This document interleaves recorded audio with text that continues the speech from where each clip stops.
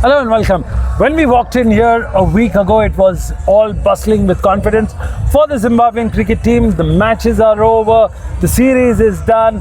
Well, how do you sum up the series which India just won a while ago? I think the first thing, congratulations to India, deserved winners. They returned to the number one spot outright above England in terms of the T20 rankings. From a Zimbabwean perspective, it was a series where we hoped we would see new stars rising, would see our big players, Brennett, the Razas performing. They didn't, so it's disappointing in that regard. But I think the best thing about this series from a Zimbabwean's perspective has been how Zimbabweans came out in their numbers at our Sports Club to watch the cricket. Well, absolutely. It's always a carnival area wherever you come in and play the match. But let's look at an important factor here. Well, we're looking at the dot balls. The dot balls, when it started, was a concern to the Zimbabwean team, and it just escalated. They couldn't get control of it. What do you think of it? I think that's why Zimbabwe seems to do better in the ODIs and the Test, because dot balls don't matter as much. But in the T20 format, it's about attacking aggressively as a bowler, but more importantly, the power hitting. And the power hitting and the rotation strike wasn't good enough from a Zimbabwean perspective. Well, the other problem that they faced was when they lost wickets, they also slowed down on running. When you look at the Indian part, the run rate would never come down. Do you think that is a technical flaw that they have to look at? I wouldn't necessarily say a technical flaw, but maybe a mentality flaw. Because when Zimbabwe starts losing wickets, they don't lose wickets once in a while. They lose wickets in batches. It's almost like a domino effect. Once they lose the first one, the next 3 or 4 are coming. And I think that's something, maybe they need to bring in a psychologist. They need to bring somebody in to help the players gain more confidence. But that confidence can only come about if there's a solid foundation. And too often, Zimbabwe's openers have not laid a foundation for the team to build on. We talk about Brian Bennett. Played 3 matches this series. He had a 35 in the second T20, but in the first one, out for a golden duck. First ball. Third T20 international, out for a golden duck. So that always puts the pressure on the team. Well, absolutely. Also, we've got to look at, it's ironical because you've got world's number 1 all-rounder, and he's the skipper. I don't know how much longer it's going to be number 1 based on the performance from this series, but I think sometimes I said it before in one of our power play reports, I think he needs to learn to trust his teammates, because I think sometimes he thinks because he is number 1 and he deserves to be number 1 that he has to do it all.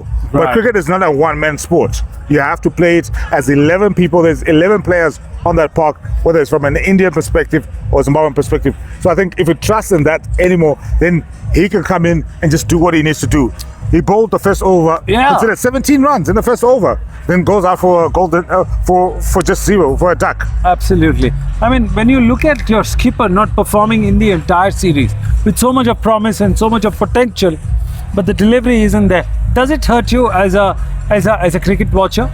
Yeah, it does, because when the world looks at cricket in Zimbabwe, I think, or most people outside Zimbabwe, they think of Sikandar Raza, because he's played in every major T20 franchise there is, from the IPL to the Big Bash. He's been there to the Vitality Blast. He's played in all those major tournaments. So the expectation is that when he comes home, especially given how much the crowd is always supporting him, he's going to do better. But we did mention that over the last year or so, he hasn't been able to quite do that. Well, absolutely. When you have a skipper who's not performing, in fact, India had a problem with the skipper who's lost 8 matches on the trot, and then he comes back and goes back with smiles and happiness. Yeah, I think for contrasting for the captain. Yeah, but it also goes to show that you can go through a bad run as a captain, but like what Shreyas Iyer showed us, once he got winning, 3 straight wins. The first T20, second T20. So I'm sure they needed that, especially coming off what happened against Ireland and England. But when you talk about the positives, you look at the beautiful Zimbabwean crowd here who loves their cricket, who loves their team. but they also got to see the royalty, the baby boss. The in baby action. was Vaibhav Surivanshi. I think Yes, you got it right. I'm going to get that right. You know what? I was joking with someone else saying he's so good that we're going to have to learn his name because we're going to be talking about him so much. But it's a special place because he got his first T20 half century here in Araya Sports Club. So whatever he goes and does in his career, when it comes to international cricket, he's always going to remember Araya Sports Club. Absolutely. The crowd was enthralled by his 2 half centuries, quite contrasting.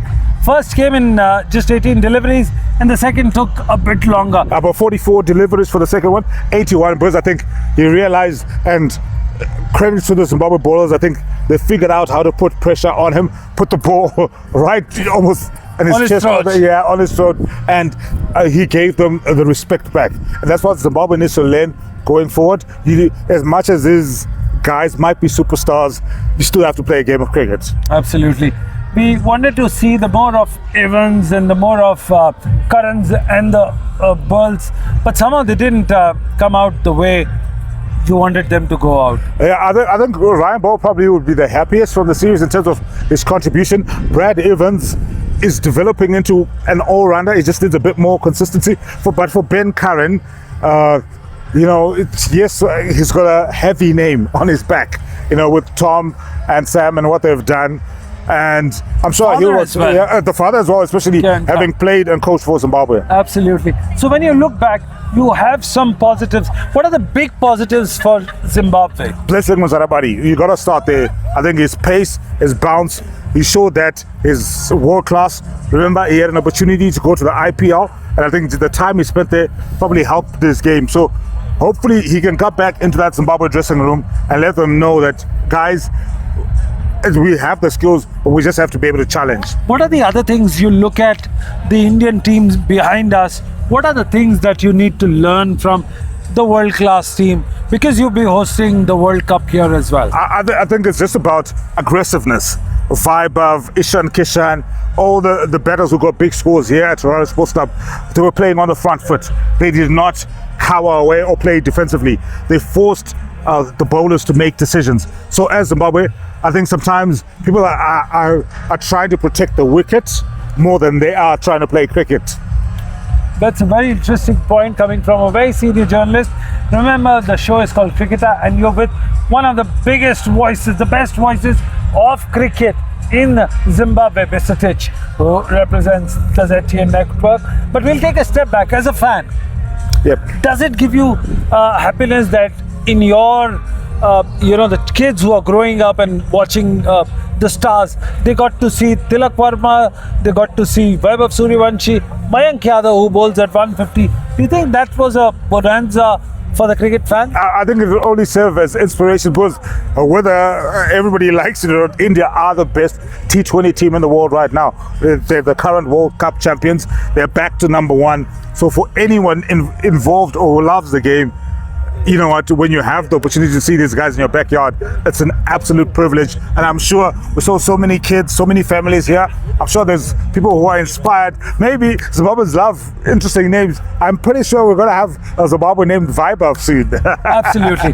But one thing today emerged, that India, after winning the series 3-0, became the #1 undisputed team on the ODI for ICC rankings. Yep. If the rankings continue till December 31st, India gets an automatic entry at the LA Olympics. Do you think somewhere T20 Olympics is also starting to emerge in the minds of the players? Yeah, I think so, and I think it's long overdue, not just for India, but for anyone who loves cricket, for somebody to be able to wear a gold medal because they're playing the sport they love. So I think India are favourites to qualify as the #1 rep team. Yeah. Well, absolutely. Well, we've got the Asian Games coming up. The same coach, VVS Lakshman, travels to Japan for the Asian Game as Asian Games contingent. Just wanted to ask you, cricket is now growing multifold.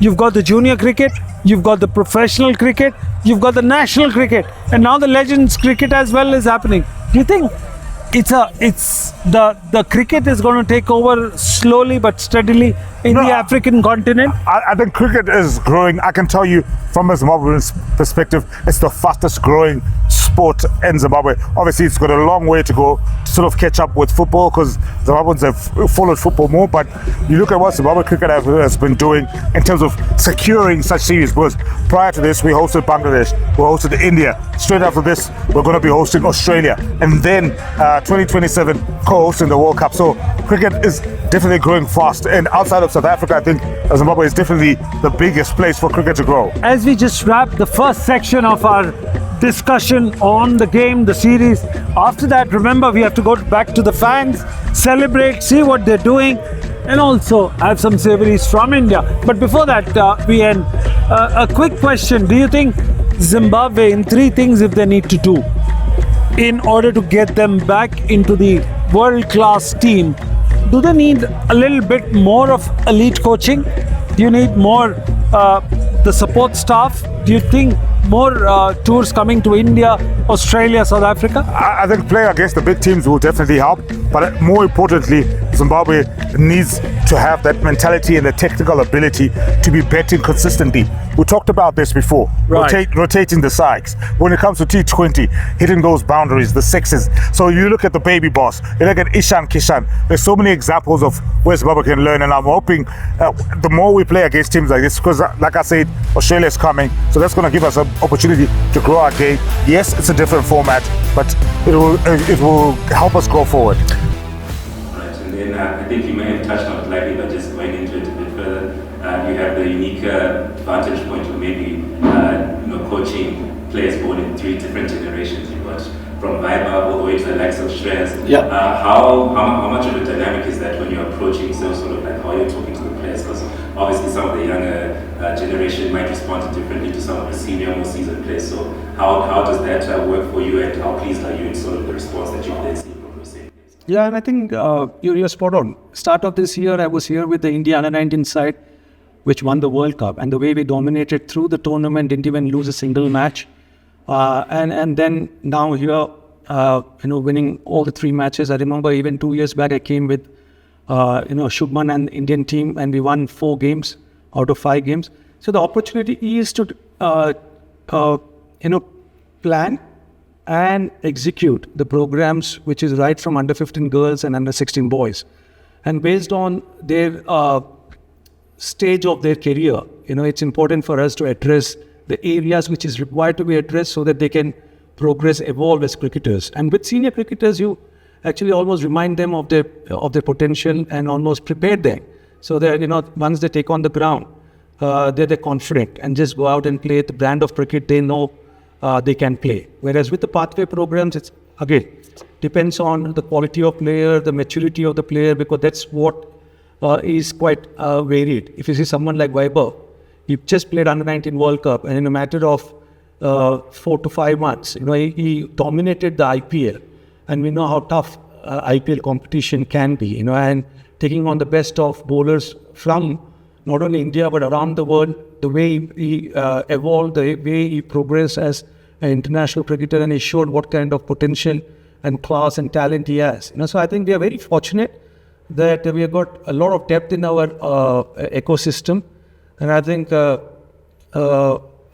feel for the next 5 to 10 years, we've got a lot of quality players who will take Indian cricket forward. So last question of our this thing. What do you think? Do you think that this team will need more replacement, more deployment in terms of the players, or this is your final World Cup group? I think the core group is probably going to remain more or less the same. It's just about having that consistency, and it's going to be important between now and the ODI World Cup for Zimbabwe to get competitive action. Even if we lose against Australia, even if we lose against the top nations, we have to be playing well.